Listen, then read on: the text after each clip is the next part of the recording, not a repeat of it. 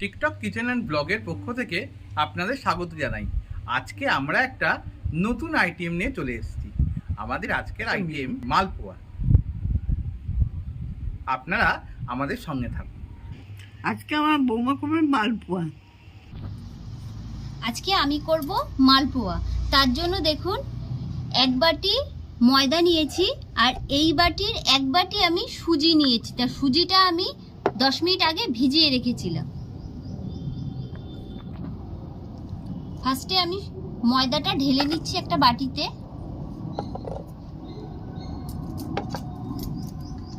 সুজিটাও আমি ঢেলে নিচ্ছি।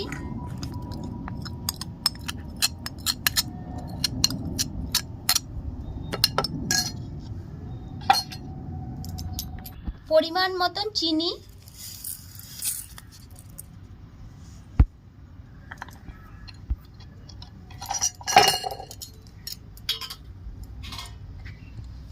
দুধ আমি গরম করে রেখেছিলাম।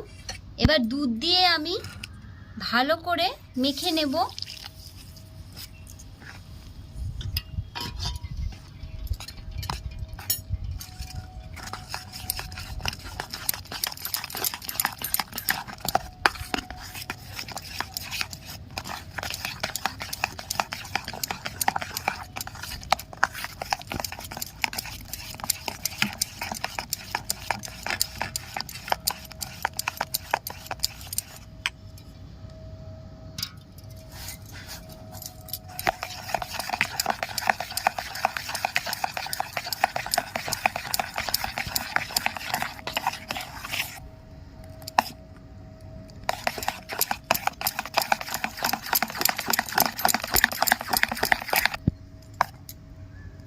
দেখুন, বেশি ঘনও হয়নি, বেশি পাতলাও হয়নি, ঠিকঠাক হয়েছে।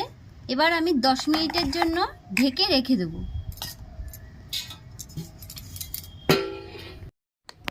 উনুনটা আমার ধরে গেছে, কড়াইটা আমি বসিয়ে নিচ্ছি।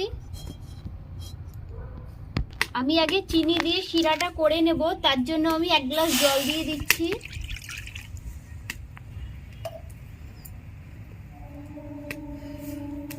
তার মধ্যে আমি এই 1 বাটি চিনি দিয়ে দিচ্ছি।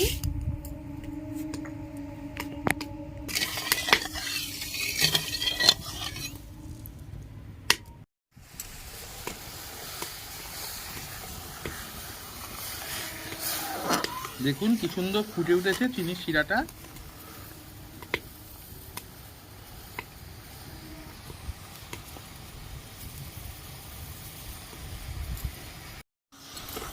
দেখুন, শিরাটা আমার রেডি।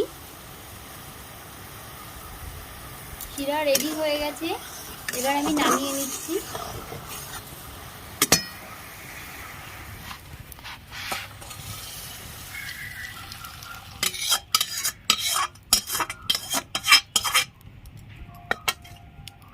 মৌরিটা আমি হালকা করে ভেজে নিচ্ছি।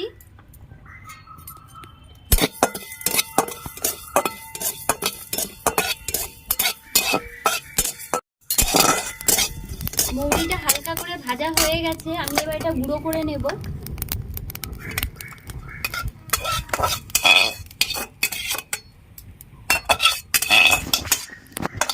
দশ মিনিট হয়ে গেছে, আমি ঢাকাটা খুলে নিচ্ছি। দেখুন কি সুন্দর ফুলে উঠেছে। এবার ভেজে রাখা মৌরি আমি গুঁড়ো করে নিয়েছি, আমি এর মধ্যে মিশিয়ে দেব।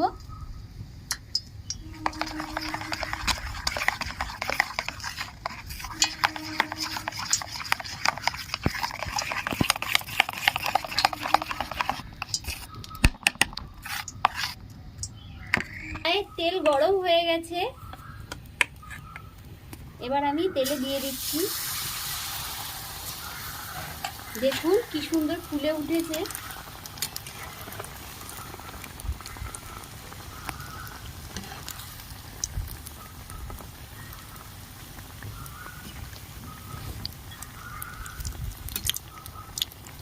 দোকানের মতন ফুলে উঠছে।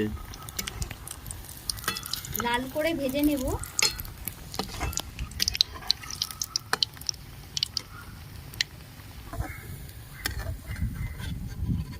রসে আমি ভিজিয়ে নিচ্ছি।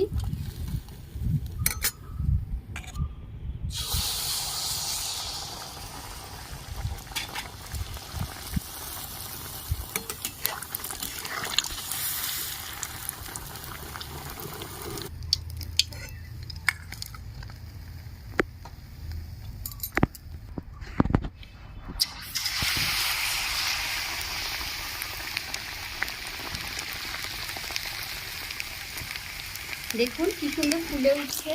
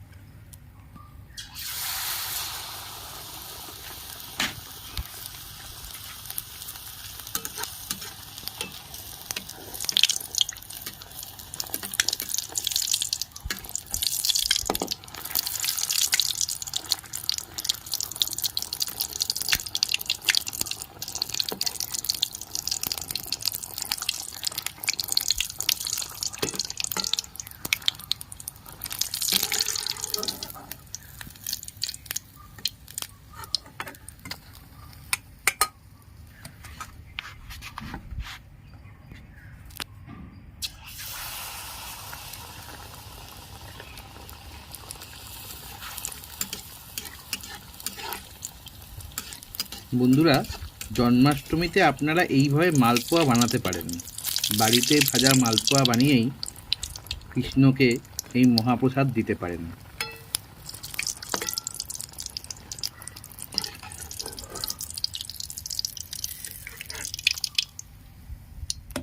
বন্ধুরা, প্রত্যেকটা মালপোয়া কি সুন্দর ফুলেছে দেখেছেন?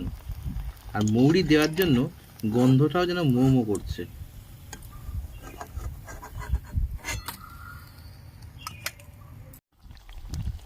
মালপোয়া ভাজা আমার হয়ে গেছে,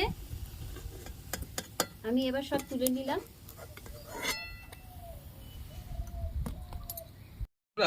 মঞ্জু আমাকে একটা মালপোয়া দিচ্ছে, আমি একটা টেস্ট করে দেখছি কিরকম হয়েছে।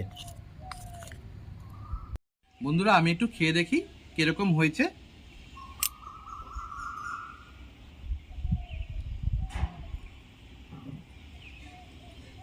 কি সুন্দর নরম হয়েছে দেখুন। এই দেখুন ভিতরটা দেখেছেন কিরকম? ভিতরটা কিরকম হয়েছে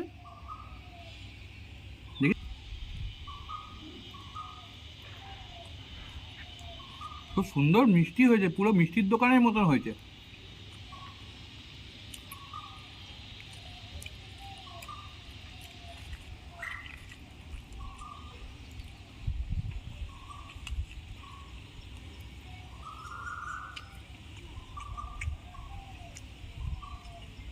আপনাদের ভালো লেগে থাকে তাহলে লাইক, শেয়ার, কমেন্টস এবং সাবস্ক্রাইব করবেন এবং পাশে থাকা বেল আইকনে এটা প্রেস করে দেবেন। তাহলে যখনই আবার নতুন ভিডিও আপলোড করব সাথে সাথে আপনাদের নোটিফিকেশানে চলে যাবে। আজ তাহলে এই বলেই শেষ করলাম। নমস্কার, ভালো থাকবেন।